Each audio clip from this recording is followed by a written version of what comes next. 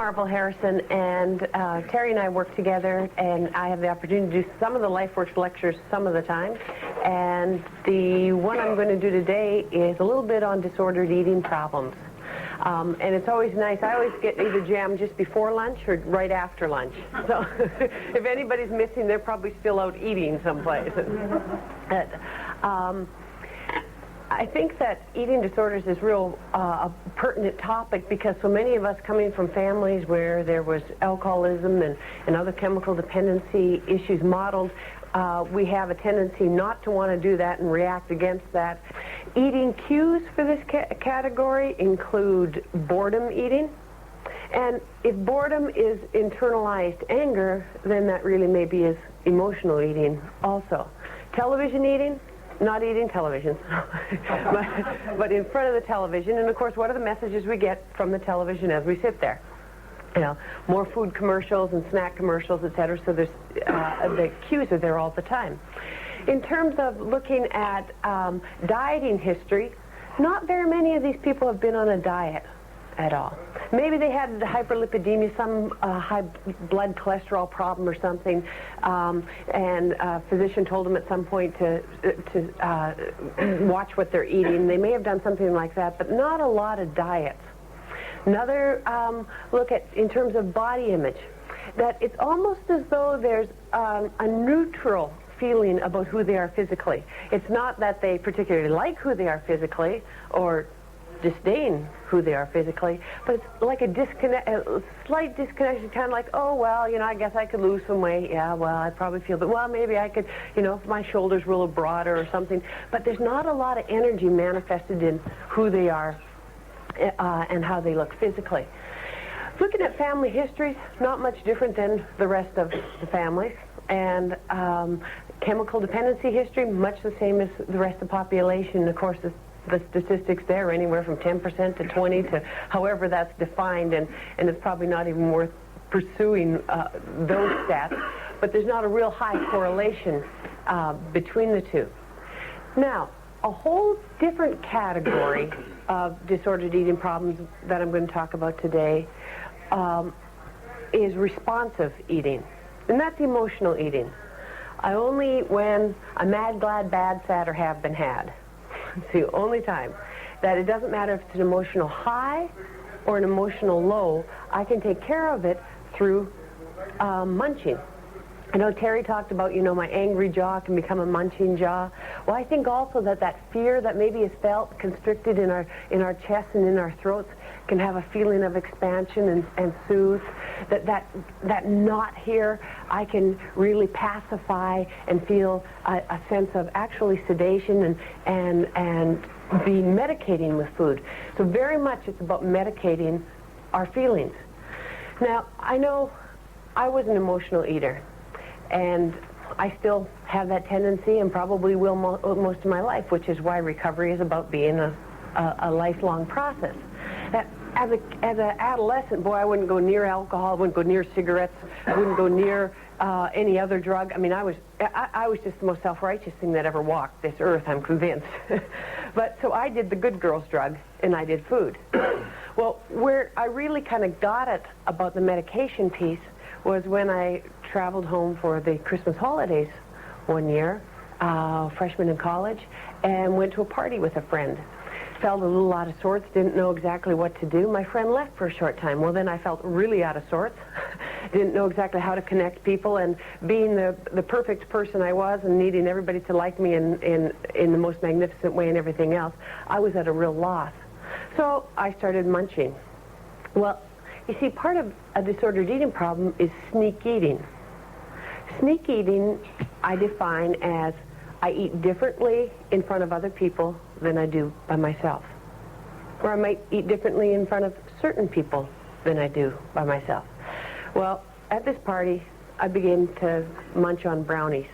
I put one brownie down, and I put another down, another 3 or 4 or whatever. But I was so good at sneak eating that nobody bothered to stop me and tell me that the brownies were laced. Well, by the time I had munched 3, 4, or 5, or however many, I was a blibbering idiot. I mean, here was this self-righteous kid who had never done alcohol or anything else, you know, totally stoned. and all I could do is stand in the corner and go, I'm a mess. I'm a mess. You know? And my friend came back, and of course deserted me again, never wanted to see me again because I made such a fool of myself. But what that did, in retrospect, was give me the most incredible picture. So this is no different than if I had toked up and smoked with everybody else, or tooted or done whatever else was going on, and that whenever I felt that unconnected and disconnected and out of sorts, that I could turn to food. Well, I think that that's a theme throughout responsive eating, but we really talk about 4 subcategories within that. One being bulimia nervosa, which commonly is called binge purge. And that's almost where at the feeling part of eating, you stuff it down, and then you have a chance to have a sensation, at least, of getting rid of it.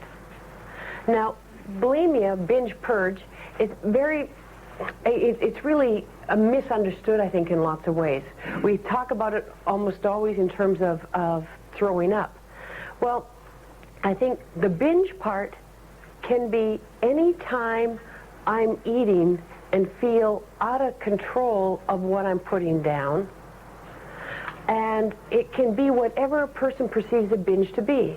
You see, if I've been on some calorie-restricted diet and only having 200 or 300 calories a day, and sit down and have, you know, half a sandwich and a couple cookies and an apple and a shake, well, I mean, that's going to seem and feel like a binge to me.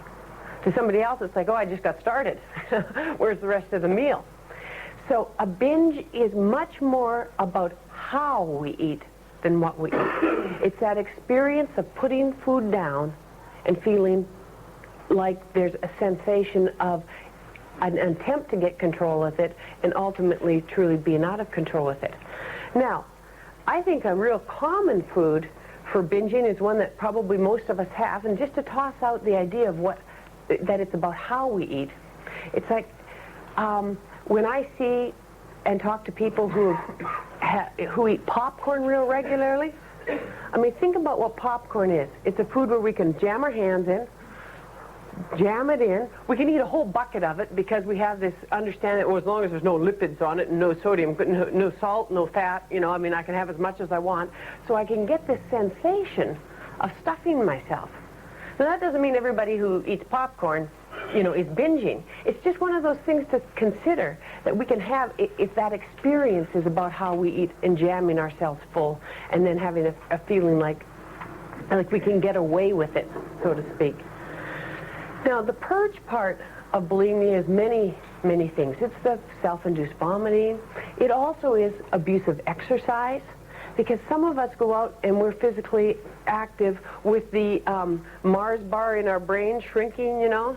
It's like, oh yeah, well, you know, another half mile and then I've got 200 more calories down, da da da. And we're always doing this calorie count thing and this need to purge away what we've had. It can be laxative use. And I call chronic use abuse.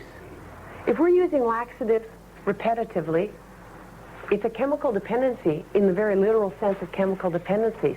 And the physiological response to it is that as my body gets adjusted to the laxatives, the response is to become constipated. So what do? Take more constipation up. I've had clients that take 40 to 50 laxatives a day. I've read case histories of up to 200. I mean, that's a mass amount of food just in of itself. But if you think about the advertising industry and who they're targeting, it's older population group, right? And given that laxatives are addictive, regardless of whether they're over the counter or not, we can have that escalating need for them and dependency. That also is the setup for some of the most serious physiological problems. The dehydration, the electrolyte imbalances, all of the things that are set up for cardiac and heart problems can also happen from laxative use. Now, we can also purge with diet pills. You know, it's part of the American way. If a little is good, more must be better, therefore I'll take some more. I worked in a school district one year. We had 4 children, adolescent girls, who had to have their stomachs pumped from overdosing on diet pills. You know, you never think about that something like that could be dangerous. Diuretics is another one, water loss pills, whether they're over the counter or whether they're prescription. People get an escalated use of them, and that really begins to toy with electrolyte imbalances. But it also can be to stop eating. You know, okay, this is my day to not eat. You know, I eat and eat and eat all weekend. Monday is a very typical purge day. You know, I'm going to starve myself. I won't eat until Tuesday morning, whatever. So we put ourselves in that place. So the binge is about how we eat. The purge is about the attempt to get rid of whatever it is we ate, whether that's even sort of a mind game or not. Then, bulimia nervosa. Next one is anorexia nervosa. The feeling there is almost like if I don't eat, I can starve myself to disappear. It's the feeling of isolation, the feeling of disappearing. People frequently talk about it as sort of the epitome of a slow suicide kind of thing, but there is that need to attempt to disappear and be the ultimate wallflower and not have a real existence. That anorexia is a self-induced starvation. Well, it also, the Latin term or definition is loss of appetite, which is really a misnomer because a person with anorexia can have a very ferocious appetite. It's just that over time, if I white knuckle it and stop eating, that over time I'm going to lose my appetite just because of the alterations of what happens, brain chemistry, hypothalamus response is different, etc. And so I will have. It's almost like along with someone gets more depressed, very often a person will stop eating. It's almost like as the depression begins to set in and there's anxiety and tension and problems and depression, the eating escalates. And then you get to a clinical depression, somebody's really in serious trouble. Very often they're eating, one of the symptoms in the DSM-3 is loss of appetite, and that comes with the depression. So the anorexia, a person with anorexia very often has the depression problems also. Third category is compulsive obsessive overeating. Now, I think the key here in understanding this is that the compulsive eater can actually be compulsively taking in food, but much of the compulsion and obsession can be the mental aerobics going round and round about how do I get food, how do I avoid it, how do I get rid of it, how do I make it, how do I whatever. And we can spend, it's sort of like if you are spending life energy obsessing about food, then that's no different in terms of how it happen, how we interact with the rest of the world. Very similar to if you were just compulsively eating food, because it's shutting you down from being able to connect in healthy ways with other people. The fourth category is the dieting category, and that is when a person continually goes on and off diets. Now, there may have been a few years of someone's life where they were on and off, or maybe not. I mean, I was put on my first diet when I was in grade 5. It was like the neighbor was on the diet, my aunt was on the diet, my parents were on it. You know, it was sort of one of those family affairs.